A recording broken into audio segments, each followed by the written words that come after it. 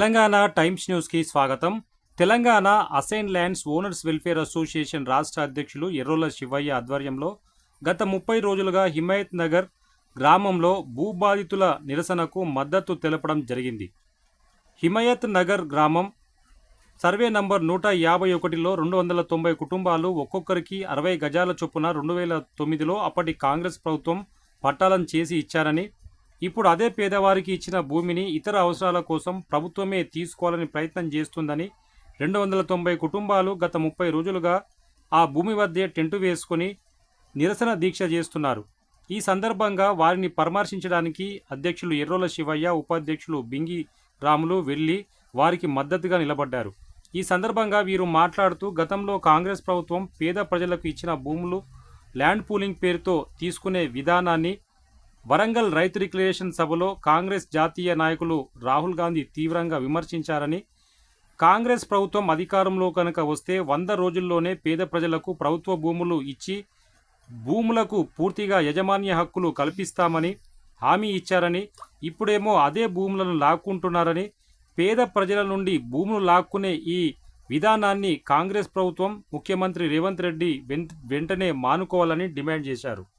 ఈ సందర్భంగా స్థానిక ఎమ్మెల్యే యాదయ్యకు హిమాయత్ నగర్ భూబాధితుల తరఫున న్యాయం కావాలని లెటర్ ఇవ్వడం జరిగింది.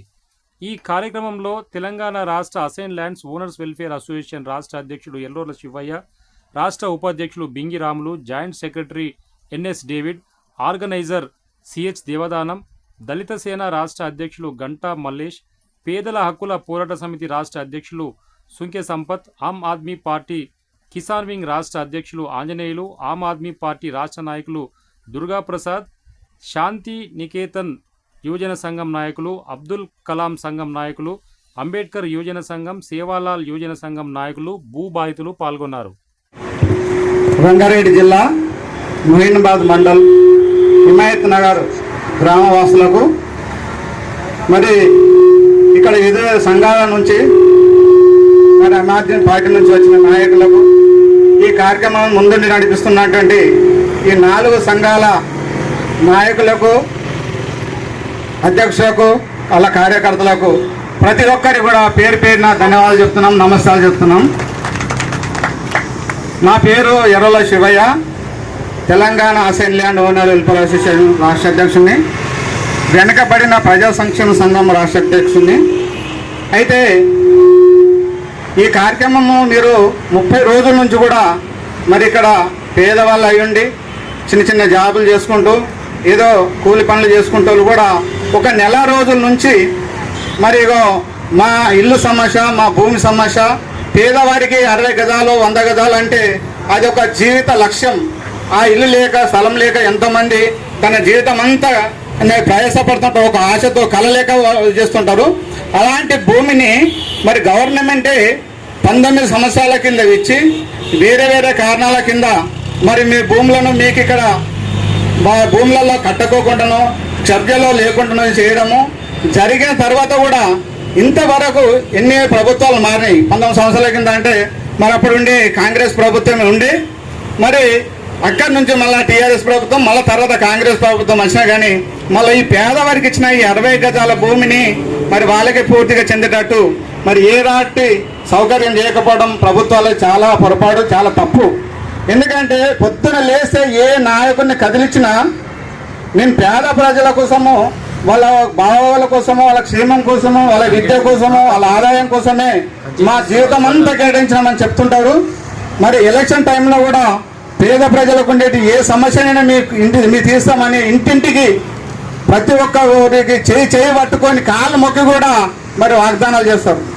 కానీ మరి 30 రోజుల నుంచి 60 గజాల స్థలం కోసము మరి ఈ రకంగా వీళ్ళు టెంటేసుకొని కూర్చున్నప్పుడు మరి ఇక్కడ ఉండేటి ఎమ్మెల్యే గారు మరి యాదయ్య గారు కూడా మరి పేదవర్గం నుంచి మరి వచ్చిన వ్యక్తి, మరి అలాంటి టైంలో వీళ్ళు పేదవాళ్ళ కోసం రావాలి, మాట్లాడాలనేది ఆయన తెలియాలి. ఎందుకు ఇంత రోజుల దాకా గడువు చేసిండు.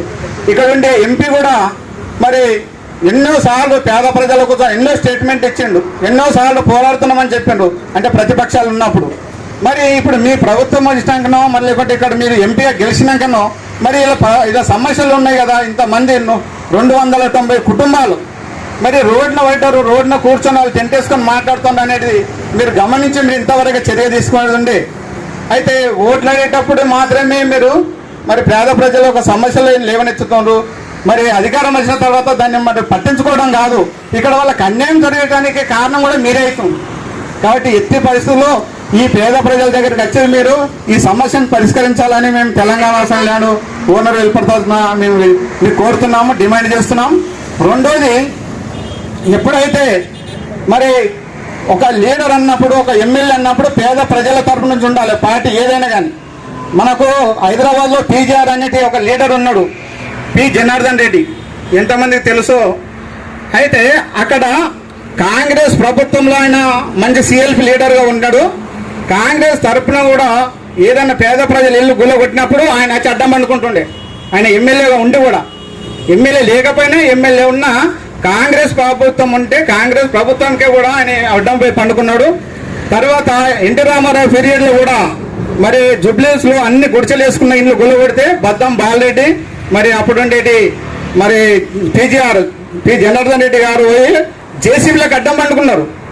అయితే ఆయన పోలీస్ స్టేషన్ పెట్టారు. కానీ అప్పుడు ఒక వారం రోజులలోనే రామారావు అక్కడ ముఖ్యమంత్రి ఉండే, మళ్ళా అక్కడ కూలిపోయిన ఇండ్లకు మొత్తం పట్టాలు ఇవ్వడం జరిగింది.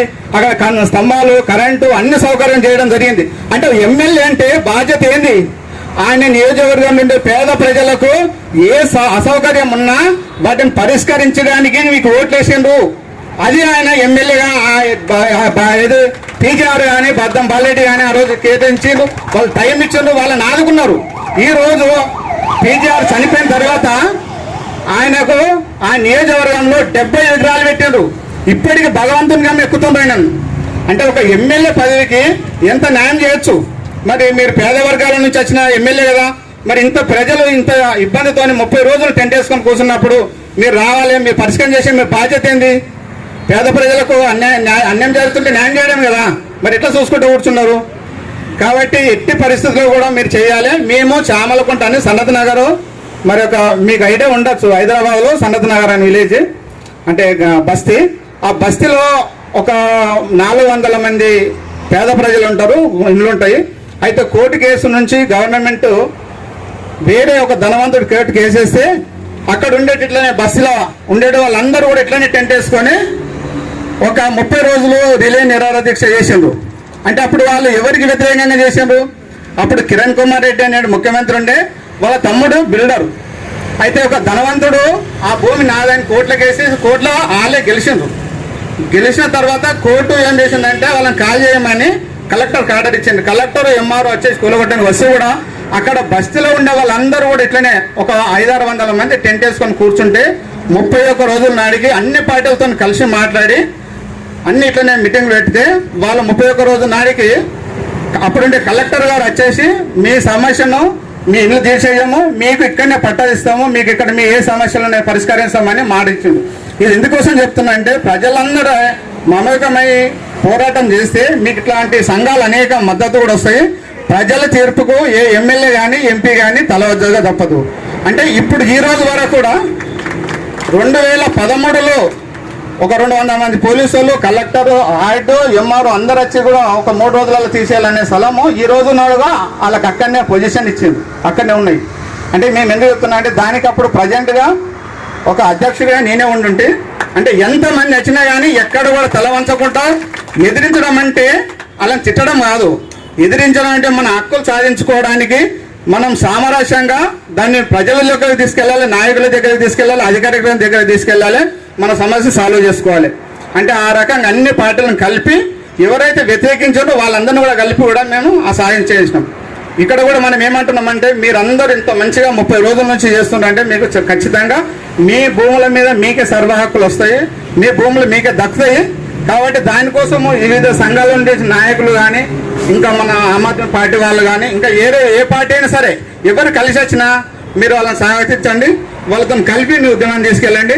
తెలంగాణ అసైన్ ల్యాండ్ ఓనర్ తరపు నుంచి, వెనుకబడిన ప్రజా సంక్షేమ తరపు నుంచి మేము కూడా ఏ విషయమైనా మీకు ముందు మీ యొక్క నాయకులతో కలిసి ఏదన్నా విషయం ఉంటే రావడానికి మేమందరం కూడా సిద్ధము. మరి ఇచ్చే ఈ సమయం బట్టి మీకు అందరికీ కూడా పేరు పేరున ధన్యవాదాలు, నమస్కారం. థ్యాంక్ యూ అన్న. మన మధ్యలో ఉన్నటువంటి